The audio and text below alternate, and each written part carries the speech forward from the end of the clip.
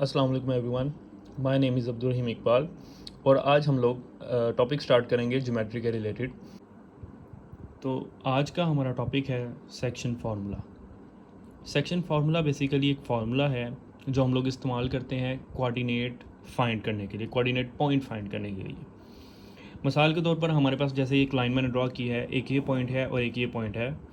इस पॉइंट को एक लाइन सेगमेंट ने ज्वाइन किया है और उस लाइन सेगमेंट को जब हम लोग डिवाइड करेंगे कुछ रेशो इसकी हमारे पास आ जाएगी। मिसाल के तौर पर ये 1:1 आ जाती है मेरे पास, यानी कि बिल्कुल मिड से मैंने इसको डिवाइड किया है।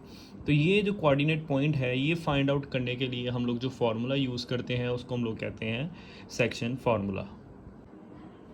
सेक्शन फार्मूला की बेसिकली दो टाइप्स हैं, एक इंटरनल डिवीजन और एक एक्सटर्नल डिवीजन। इंटरनल डिवीजन क्या होता है और एक्सटर्नल डिवीजन क्या होता है? बेसिकली ये हमारे पास दो पॉइंट्स हैं, इसको एक लाइन सेगमेंट ने क्या किया, ज्वाइन किया, और ज्वाइन करने के बाद अगर इसको एक पॉइंट सेंटर से डिवाइड कर रहा है या किसी भी पॉइंट से, यहाँ से या यहाँ से या यहाँ से किसी भी पॉइंट से डिवाइड कर रहा है, अब वो इन दोनों पॉइंट्स के बिटवीन है तो इसको हम लोग कहेंगे इंटरनल डिवीजन। और अगर दो पॉइंट्स को कोई एक्सटर्नली यहाँ से रख के डिवाइड कर रहा है तो हम लोग इसको कहेंगे कि ये हमारे पास एक्सटर्नल डिवीजन है।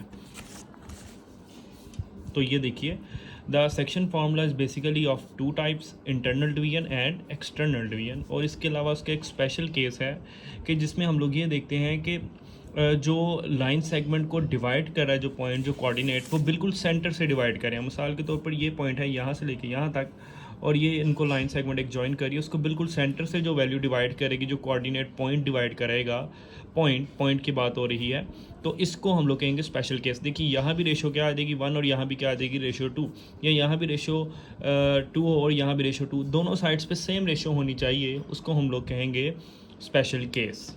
बेसिकली ये इंटरनल डिवीजन का ही टॉपिक है, लेकिन मैंने इसको अलहदा से स्पेशल केस का नाम दिया है।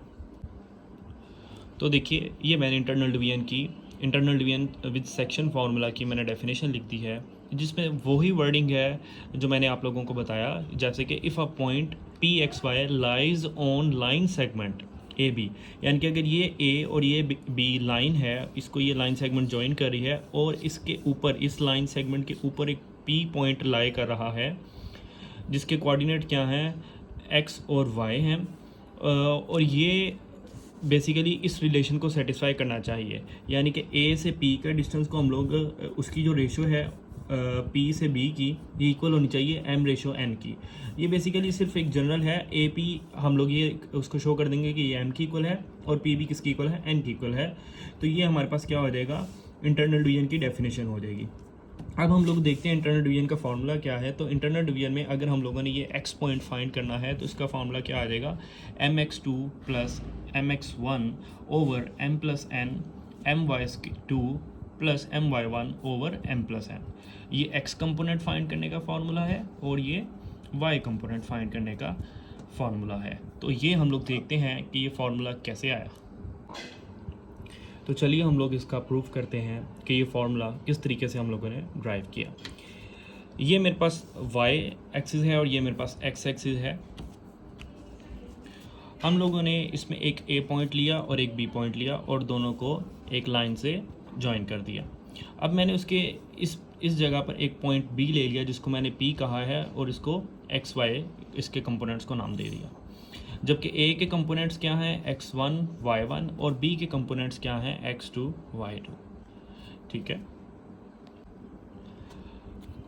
अब मैंने क्या किया, इसमें से मैंने परपेंडिकुलर एक लाइन ड्रॉ कर ली नीचे की तरफ और इधर भी मैंने एक लाइन ड्रॉ कर ली इस साइड पर। इसी तरीके से सेम इस p पॉइंट की मैंने ये लाइन ड्रॉ कर ली और b पॉइंट की मैंने ये लाइन ड्रॉ कर ली।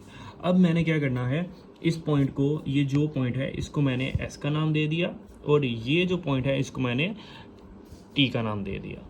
अब हम लोगों ने a से s तक का डिस्टेंस, p से t तक का डिस्टेंस, s से p तक का डिस्टेंस और t का d तक का डिस्टेंस हम लोग फाइंड आउट करेंगे। तो a से s तक का डिस्टेंस क्या होगा, as, वो हमारे पास क्या होगा, फाइनल माइनस इनिशियल।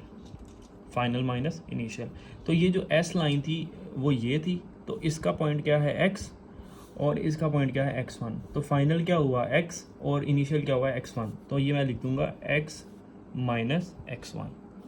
तो ये ए एस के पॉइंट्स आ गए। इसी तरीके से हम लोग अब एस पी के, तो ए से एस में हम लोगों ने ये हॉरिजॉन्टल लाइन थी तो एक्स वाले कंपोनेंट लिए थे, और चूंकि एस से पी में ये वर्टिकल लाइन है तो हम लोग वाई वाले कंपोनेंट्स लेंगे। तो एस से पी तक का डिस्टेंस, चूंकि ये वर्टिकल लाइन है तो एस से पी तक का डिस्टेंस क्या होगा, अच्छा एस इनिशियल और पी फाइनल है। तो इनिशियल बेसिकली क्या थी आप लोगों के पास, ये थी, और फाइनल क्या थी आप लोगों के पास, ये।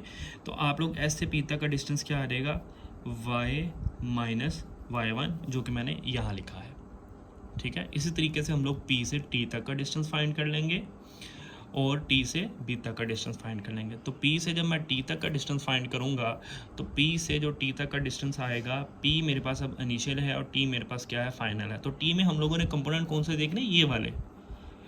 टी की जब मैं बात कर रहा हूँ तो हम लोग कंपोनेंट्स कौन से देखेंगे, ये वाले और ये वाले, और जब एस की बात करूँगा तब भी हम लोगों ने ये वाले और ये वाले कंपोनेंट्स देखने हैं।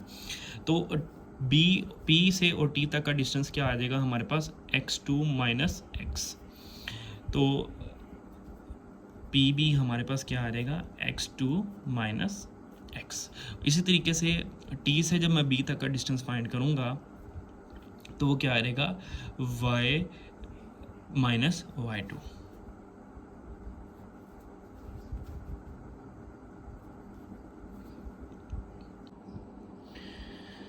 तो टी बी क्या आ गया, ये y2 था, मैंने गलती से इधर 2 बाद में लिख दिया था।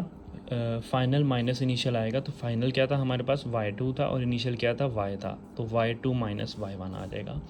अब ये सारे पॉइंट्स आ गए हमारे पास। अब हम लोगों ने एक रिलेशन ज्योमेट्री का 9th क्लास में हम लोगों ने सीखा था कि अगर हमारे पास ये ट्रायंगल इस ट्रायंगल के इक्वल है तो हम लोग इनकी सेम साइड्स को रेशो भी क्या होगी, आपस में बराबर होगी। अच्छा, अब साइड जो ट्रायंगल कैसे सेम होती हैं, ट्रायंगल जो सेम होती हैं वो डिपेंड करता है एंगल पास्टुलेट्स के ऊपर या साइड पास्टुलेट्स के ऊपर।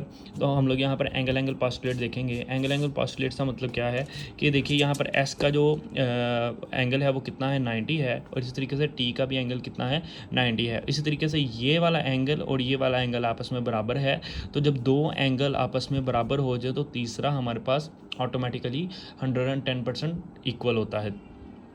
तो उसी के अकॉर्डिंग हम लोगों ने ये देखा कि ये ट्रायंगल ए पी एस और ट्रायंगल पी बी टी ये हमारे पास क्या है, अप्रोक्सीमेटली इक्वल है। तो अगर ये ट्रायंगल जब आपस में इक्वल आ गए हैं तो हम लोग सेम साइड्स की रेशोज़ को आपस में डिवाइड कर सकते हैं।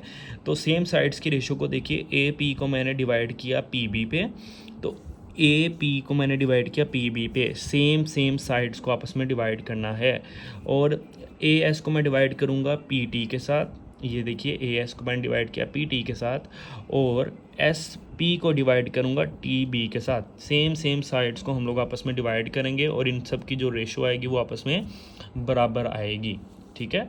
तो अब आप लोगों को पता है ए पी किसके बराबर है, एम की इक्वल रखा था हम लोगों ने, और पी बी किसके बराबर रखा था, एन की इक्वल रखा था। तो ये मैंने वो लिखे हुए हैं। और ए एस आपको पता है एक्स माइनस x1 हम लोगों ने अभी ड्राइव किया यहाँ पे, और पी टी हम लोगों ने ड्राइव किया वो x2 माइनस x1 की इक्वल था। इसी तरीके से एस पी हम लोगों ने देखा वो y माइनस y1 था, और टी बी हमारे पास क्या था, y2 माइनस y1 था। इन सारी वैल्यूज़ को मैं यहाँ पर पुट कर दूँगा। तो जब हम लोगों ने ए पी के अंदर वैल्यूज़ पुट की, पी बी के अंदर वैल्यूज़ पुट की, इन सब की वैल्यूज़ हम लोगों ने पुट कर दी।